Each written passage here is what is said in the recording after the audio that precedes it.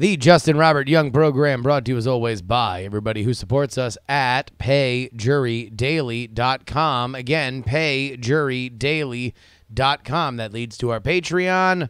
Thank you to everybody who has come in at the beginning of this month, man. We had a bunch of new hot donors coming through. Hot patrons coming out. Thank you, guys. Payjurydaily.com. Enough of talking about how we support the show. What do you say we just do the damn thing?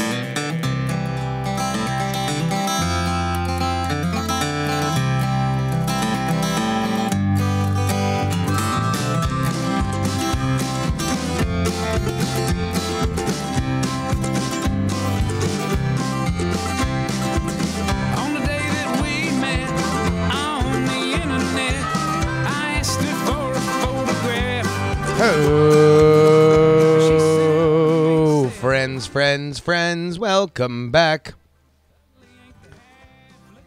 My name is Justin Robert Young. Very excited to have you here. We are unveiling phase two of my new education plan. And I've also made an announcement in the pre-show here. I'm going to let you guys in on it. We are extending our education week. So I'm going to talk about this plan I have for high school students. I think it will revolutionize the concept of education here in America, if not around the world. I'm not against other countries realizing that my idea is awesome and they should go ahead and adopt it. They're allowed. But next week, I just realized we touched a very rich vein, and it's something that I love to talk about. We are doing College is a Sham Week. College is a sham week. All the things that you believe is a sham about the concept of college. Debt, classes, Greek life, whatever you want, college is a sham. I got so much shit that I want to talk about when it comes to that. I have long thought that college is just a permanent carnival that realized they could make more money if they didn't leave town every week because the rubes would believe that their parlor games were worth more. I got a lot of angst, and I'm going to unload it all on the higher education system next week. Go ahead and send me your emails, jurydaily@gmail.com. In fact, you want to know what? We're going to go a little bit out of order here today because I have announced College is a Sham Week is next week. Let's go ahead and first get into the news.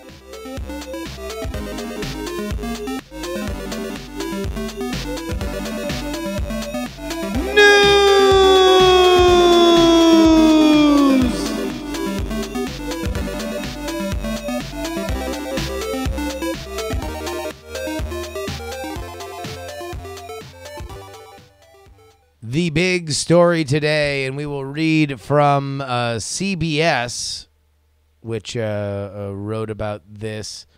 Lori Loughlin and Felicity Huffman among a dozen charged in college bribery scheme. A college bribery scheme. Lori Loughlin, you might remember as Aunt Becky from Full House. I don't know if she's also on Fuller House. And somebody in the chat room fill me in. Did Lori Loughlin make Fuller House? And, of course, Felicity Huffman is a very famous actress. I believe an Oscar award-winning, I know Oscar-nominated actress. We read now.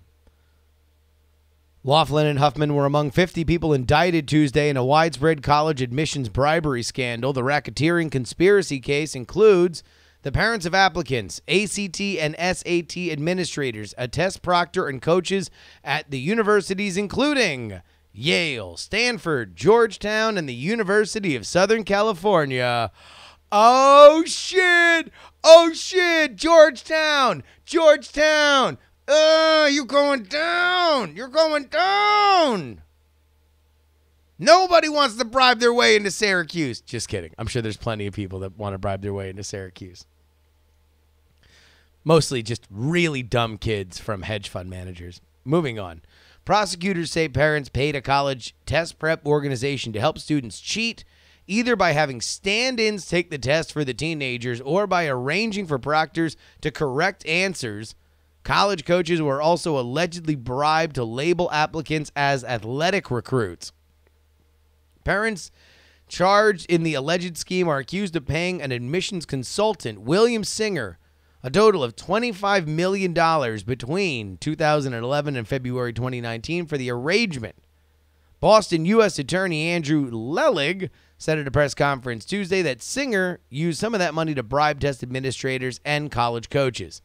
The FBI investigation into the alleged scheme was nicknamed Operation Varsity Blues. I don't want your life. A total of 33 parents were charged. Quote, these parents are a catalog of wealth and privilege. Here's where we get into the celebs. Singer advised Huffman, who's married to actor William H. Macy, to arrange for her daughter to be granted extra time for her SAT exam by having her certified as having a learning disability. Oh, no. Oh, no. Prosecutors say Singer then arranged for a specific person to proctor that test and correct the girl's answers. Her daughter received 1420 on the test. That's better than I got. I think I got 1350. It was in the 13 somewhere. That was my SATs. And it all came from the verbal. None on the math. Laughlin and her husband, Massimo Giannulli, the founder of clothing brand Mossimo, agreed to pay bribes totaling $500,000 in exchange for having their two daughters designated as recruits to the USC crew team, despite the fact that they did not participate in crew. Not even the coxswain? Lelig said coaches used slots that the schools had allocated to them for athletic recruitment and worked with Singer, meaning that they accepted bribes to convince everyone else internally that this was a good person for the team. Singer worked with the parents to fabricate impressive athletic profiles for their kids, adding in some cases the students' faces were placed using the image editing program Photoshop onto the bodies of athletes. This dude was finessing. This guy was on the grind. Scam coach. Oh, yeah. Scam coach. Meow, meow. Huffman was arrested Tuesday morning. Laughlin has not yet been arrested as of early Tuesday afternoon.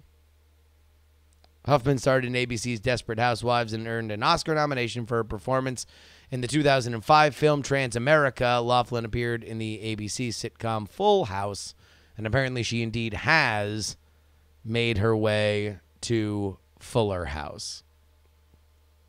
Here's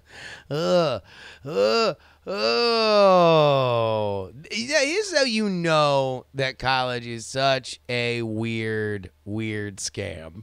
Because you've got these people that are operating, grifters that are operating around it. How many other times do you hear about somebody being a grifter around college? You think of that? You got boosters. You've got the legal shit. You got SAT prep people. There's so much money around a college. I wonder why. Because people already have their checkbooks. They are spending money so they can spend more money. That's how good of a racket this is. Oh, my God. We are going to have a great time on College is a Scam Week. But first, we got to get into college, and this is where we're going to bring it back to high school. All right. Yesterday, I told you guys step one of my plan. Why I have formulated this plan. Because I believe that high school students are woefully unequipped for a lot of things in life. But the biggest thing is, and this is speaking from my own experience, that I left college feeling inadequate on two levels. I could have used a little bit more seasoning on two things. Number one, money and numbers. Look, there are a few times in which a public education has an advantage. And one of those things are that they are outside of your familial structure. You grow up as a kid and all you know is what your parents tell you, what your family acts like. Maybe you get stuff from your friends around the neighborhood, but in general, from the moment you have a memory, you know that your parents been telling you what to do. So everything that they do becomes on some level normal.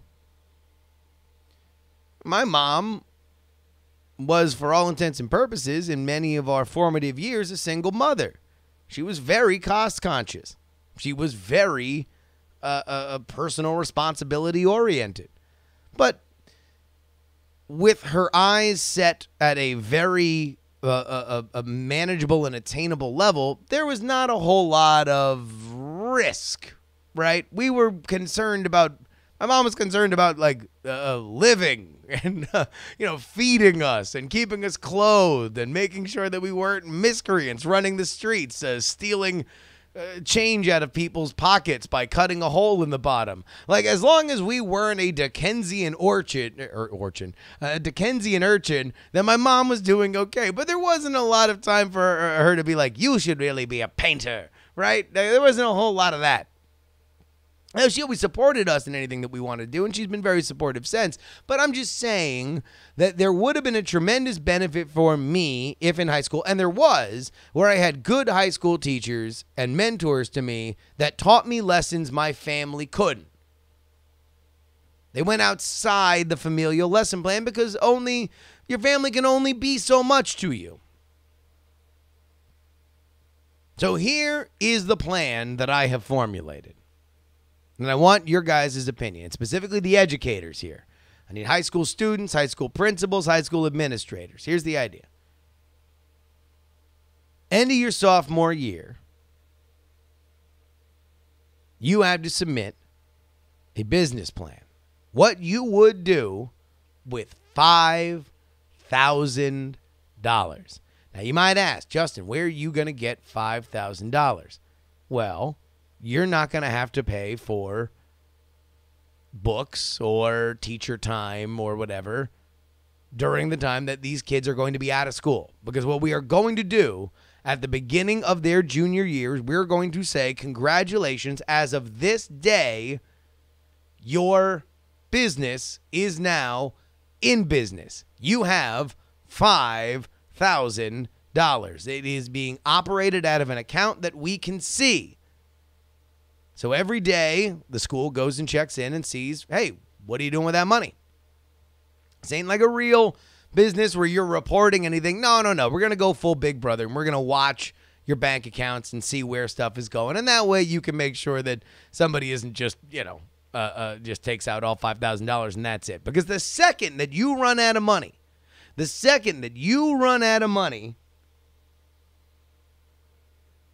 you have to go back to school.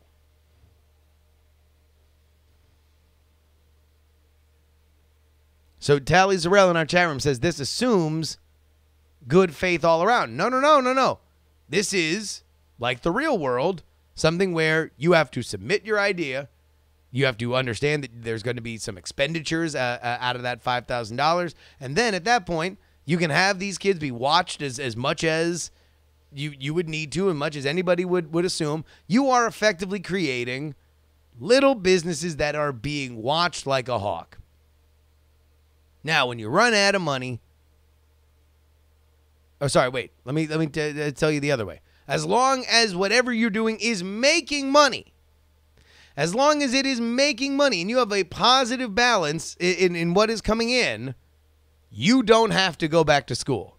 You can stay out, theoretically, your entire junior year, as long as whatever you are doing, based on the business plan that was agreed upon between you and the school, continues to run.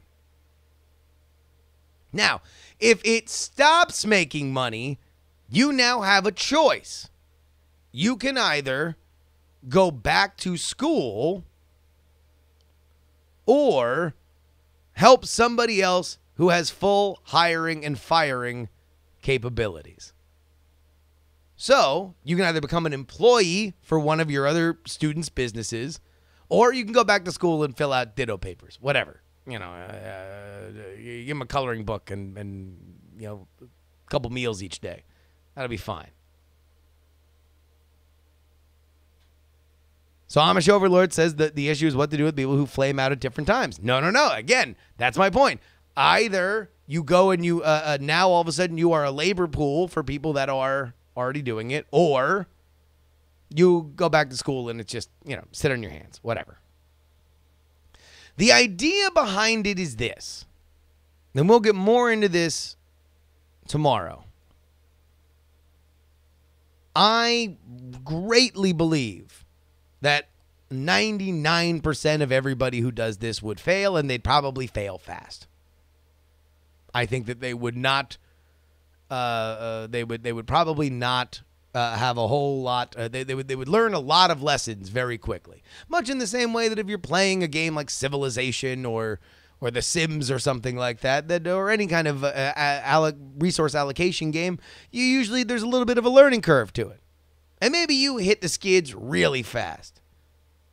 But man, wouldn't that be a really valuable lesson?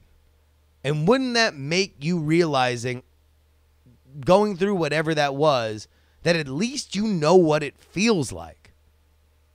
Furthermore, we talked about, I started thinking about this when we had our conversation a few weeks ago about how bosses, you shouldn't trust your boss, right? And here's the reason why. Because you should only trust your boss as far as you know what they do for you. And if that's what we're looking to do, then what better lesson to give to kids than having them understand what it's like to be a boss? We will have more of your reaction today and tomorrow on this, but I will answer any questions you guys have. Go ahead and email me, jurydaily@gmail.com, and we will read them tomorrow in a little segment we call Emails.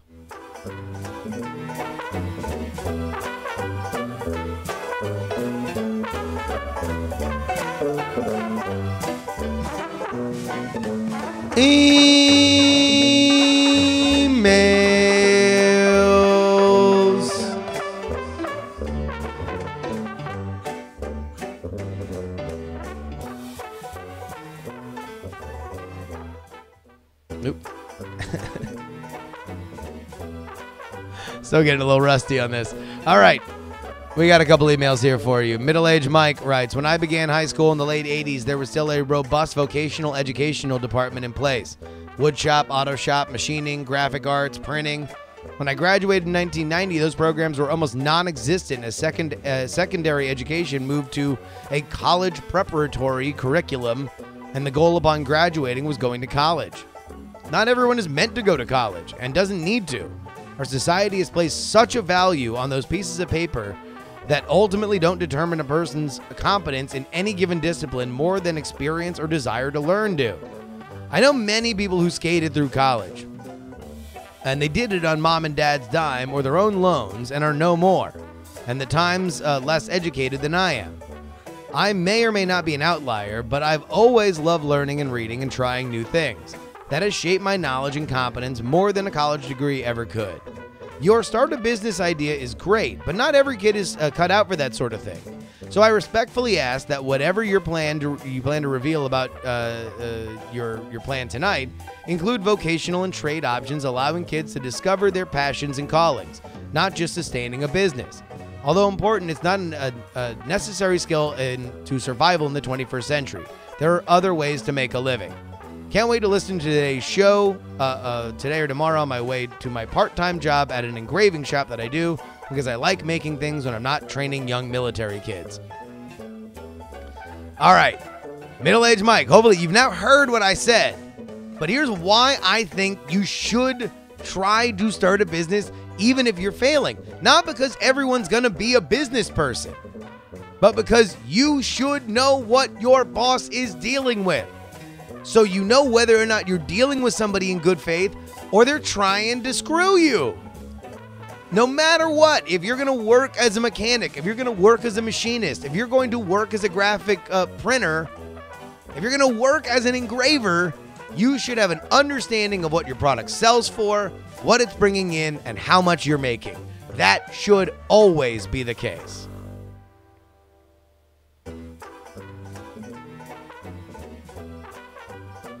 Keeter writes, if the business works, great.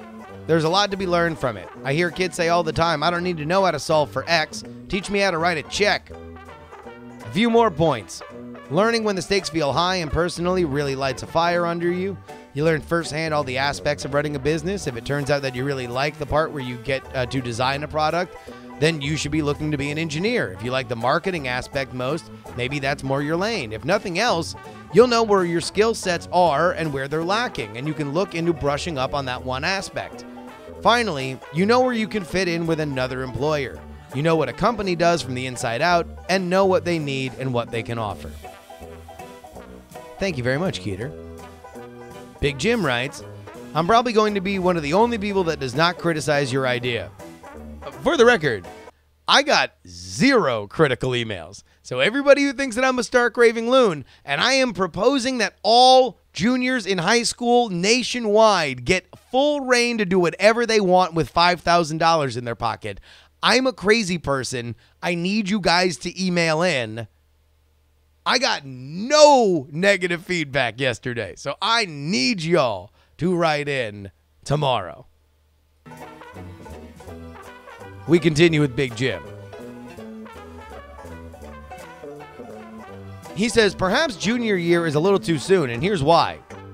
What is that student going to be able to offer the market when they have little or no trained skills? Frankly, if you want to do this senior year after a minimum of 2 years vocational training, that makes more sense to me. At least they could offer a service to the market.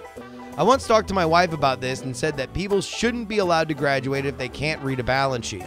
Ever the college-educated nurse, she looked at me and said, then they shouldn't as hell be allowed to graduate without knowing how to do first aid and basic life-saving. I mean, how do you respond to that? Read a balance sheet or save a life? Damn, I hate when my wife is smarter than me sometimes. Yeah, ain't that about a bitch. All right, and then we got this one non-educational plan email. RJ wrote, so I have a suspicion about the story of the rat stealing the jewelry. I'm obsessed with rats, and I'm about to have a few as pets. Rats do like to play with objects, but typically aren't that obsessed with stealing shiny objects like ferrets. Typically when a rat steals something, it's something malleable that it can add to their nest. However, they are highly trainable, and with enough work, they can do pretty much anything. I do not think it would be beyond the pale that that rat in question was somebody's pet, and they taught that Indian rat to steal jewelry. RJ, I think you cracked the case.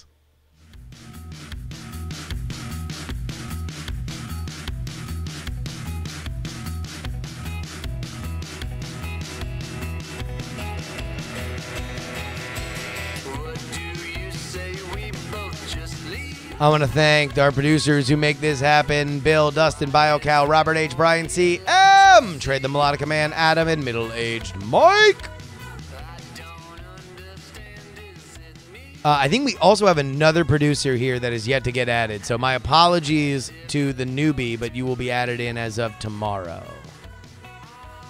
You can always email us, jurydaily@gmail.com, Twitter, Instagram, Snapchat, @JustinRYoung. You can join our Discord at bit.ly/jurydiscord. We continue my crazy plan tomorrow. Folks, tune in then. Till then, please give a round of applause to Mr. Wacky. But more importantly, please don't